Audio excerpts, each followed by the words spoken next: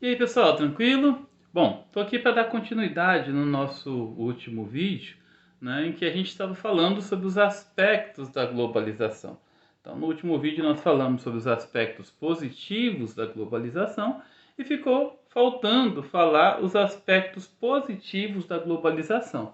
Só lembrando que a globalização ela é um fenômeno global, um fenômeno de interdependência tanto social, quanto econômica, quanto política, entre todos os países do mundo. E esse fenômeno global, ele não ocorre de maneira igualitária em todos os países, gerando graves problemas, né? É com base nisso que a gente vai falar um pouquinho desses problemas. Coloquei uma colinha aqui do lado para mim não me perder, né? O primeiro grande problema é a exclusão social. A exclusão social ela é decorrente da desigualdade socioeconômica, ou seja, a diferença entre o poder de renda, o poder de consumo, a concentração de renda nas mãos de poucas pessoas e uma grande quantidade de pessoas vivendo aí na pobreza, né, e o meião que é a classe média. Então, quando você tem aí um público pequeno de pessoas com grande poder aquisitivo e uma grande quantidade de pessoas com baixo poder aquisitivo, você tem a desigualdade social que é configurada através da exclusão social. Boa parte dos países, que é chamado sul pobre, né, apesar que esse termo não é muito utilizado hoje em dia, né, tanto países emergentes quanto países subdesenvolvidos, possuem uma parcela significativa da população vulnerável, ou seja, né, com problemas relacionados aí à falta de água potável, problemas relacionados à educação, problemas de saúde, problemas de infraestrutura, problemas relacionados ao saneamento básico, a epidemias, a violência, conflitos internos dentro dos países. Tem a questão dos refugiados, né? Esses vários problemas desses países, né, geram outro problema bastante grave, que é a questão dos refugiados, muito comum, muito forte ali na Europa, né? Esse problema acaba se tornando bastante comum, acaba sendo muito demonstrado nos meios de comunicação. Um outro fator muito importante é a desigual forma de acesso aos meios de comunicação. Nem todo mundo tem acesso à internet, por exemplo. Nem todo mundo tem acesso da mesma forma a todos os meios de comunicação. Né? Esse fenômeno, a exclusão digital, tem se tornado cada vez mais comum, principalmente em países emergentes. Aqui no Brasil, né, tem muitas cidades aqui de Mato Grosso que a internet pega muito mal ou não pega, o celular pega muito mal ou não pega, né?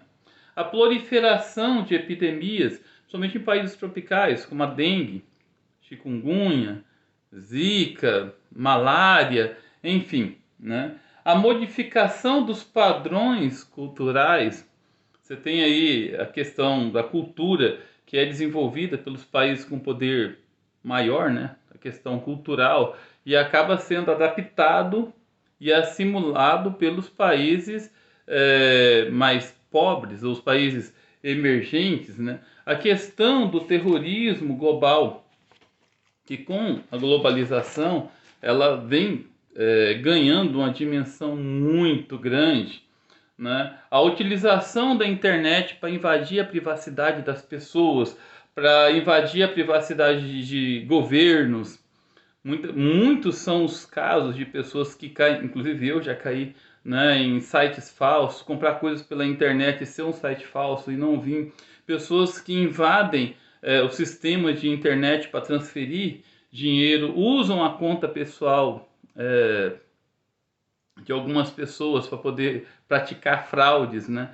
Montar contas fakes no Instagram, no Facebook, dar golpes através de redes do WhatsApp, por exemplo, né? Bastante comum, né? A guerra cibernética ou a cyberguerra, os ataques digitais, ataques a estruturas estrangeiras, estruturas táticas, estruturas militares, entre outras, né? A rápida contaminação dos países em casos de crise econômica. Tem uma crise econômica na Europa, vai afetar o Brasil.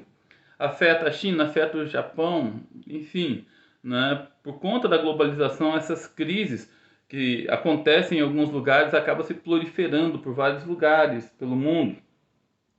A transferência muito fácil de empresas, né? Hoje uma empresa não está dando certo num país, não está conseguindo lucrar ou teve um problema político, o que ela faz? Ela tira sua infraestrutura e vai para outros países. Né? O próprio remanejamento das empresas para países mais pobres, mais emergentes, em busca de mão de obra mais barata, de matéria-prima abundante, em busca de leis ambientais mais brandas, passa a ser muito comum dentro do processo de globalização. A facilidade de especulação financeira, né, por conta da integração de mercados.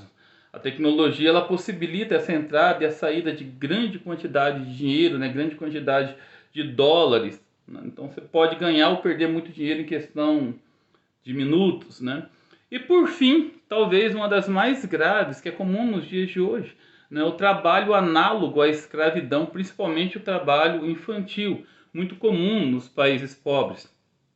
Vou gravar um vídeo, né, ainda essa semana, se tudo correr bem, falando da questão do trabalho escravo aqui no Brasil. Saiu várias reportagens, várias notícias falando de trabalho escravo. Então, cara, em pleno século XXI, pleno 2023, como se pode ainda falar em trabalho escravo? Pois é, pessoal, tem várias situações de pessoas, principalmente no meio rural, né, com trabalho análogo à escravidão, ou seja, né, questões de trabalho que desrespeitam completamente os direitos humanos, principalmente com as populações mais vulneráveis. E tudo porque uma busca desenfreada pelo lucro e por benefícios econômicos. E a globalização acaba, né, favorecendo isso daí. Né? O desemprego estrutural, que é a troca da mão de obra pela tecnologia, e o desemprego conjuntural, que acontece por conta de crises econômicas que no processo de globalização são cada vez mais comuns. Gente, é isso aí. Nós vamos voltar a falar mais da globalização em outro vídeo, né? Principalmente falar da informalidade, da terceirização do serviço, né? Que é uma parte que eu quero dar bastante ênfase um pouco mais para frente. Só que esse vídeo acabou se alongando demais, tá bom? Fiquem com Deus e até a próxima. Valeu!